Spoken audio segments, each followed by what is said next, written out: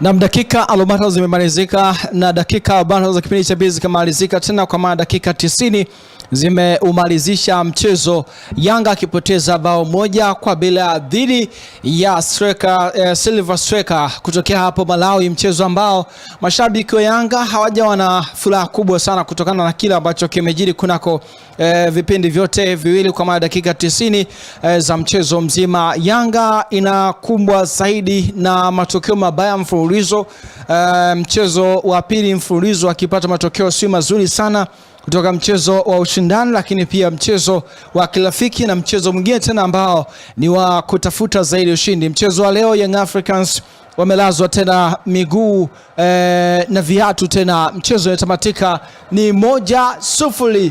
Wananchi wapo na hali ngumu sana.